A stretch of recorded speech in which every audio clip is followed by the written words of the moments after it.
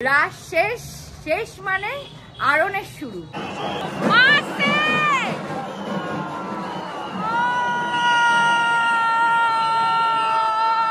ওটা নবদ্বীপ চলে আসে যে সেটা এই ক্রাউডটা না দেখলে বোঝা যাবে না।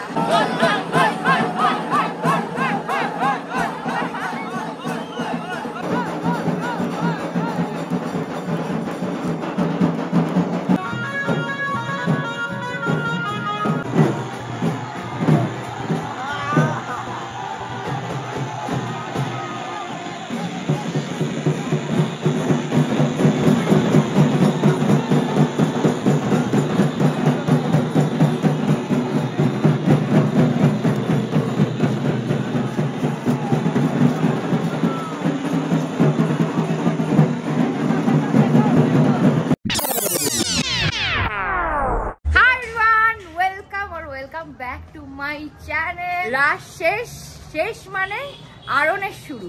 আজকে হচ্ছে শোভাযাত্রা, এখন 12টা বাজে আর আমরা বেরোচ্ছি গৌরাঙ্গিনী মায়ের শোভাযাত্রায়।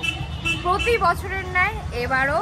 তো আর দেরি কিসের, চলো ব্লগটা স্টার্ট করি। আই গেস ব্লগটা একটু খুব ভালো লাগে। আমাদের কিন্তু রাসের আরনের শুরুটাই হয় হচ্ছে কাশারি কালীর শোভাযাত্রা দিয়ে, পোড়ামাতলার কাশারি কালী, যেটা অলরেডি হয়ে গেছে 10টা থেকে 11টার মধ্যে। এখন গৌরাঙ্গিনী মায়ের শোভাযাত্রা হবে, দেন বাকি ঠাকুরগুলো লাইনে বেরোবে। আরনের রাস্তায় ঢুকে গেছি আর জাস্ট ভিড়টা দেখো রাস্তার দুপাশ জুড়ে। আমরা এখন গৌরাঙ্গিনী মায়ের রাস্তার দিকে যাচ্ছি, মানে হচ্ছে গিয়ে জগন্নাথতলা। সামনে অলরেডি একটা প্রসেশন স্টার্ট হয়েছে।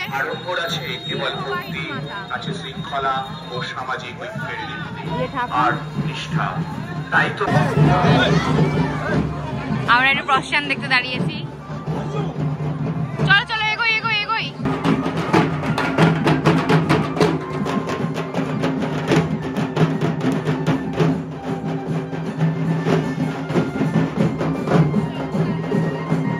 দুপুর 1টায় জগন্নাথতলায় গৌরাঙ্গিনী মা ওই জগন্নাথতলা থেকে কাঁধে ওঠার কথা আছে। এখন বাজে 12টা 45 আর মা 108 বেহারার কাঁধে যান। মানে আমাদের কাশারি কালীও কাঁধে যান আর মাও কাঁধে যান, আর আমাদের যে কালী পুজোয় আগমেশ্বরী কালী হতে হয় তিনিও কাঁধেই যান, আর বাকিরা গৌরাঙ্গিনীর পরে সবাই চাকায় যাবে। চলে এসছি পোড়ামাতলায় আর এই গৌরাঙ্গিনী মায়ের শোভাযাত্রায় বলে না, যেটা দেখছি গোটা নবদ্বীপটা রাস্তায় চলে আসে আনন্দ করার জন্য।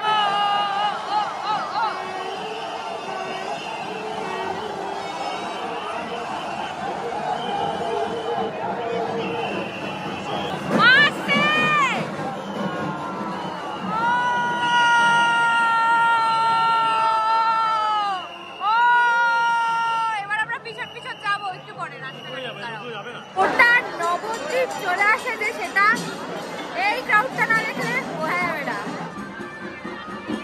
এইবার মা আসছে এই পথে, আবার এবার আমরা যাব। অযথা এক জায়গায় দাঁড়িয়ে যাবেন না, প্রত্যেকে এগিয়ে চলুন।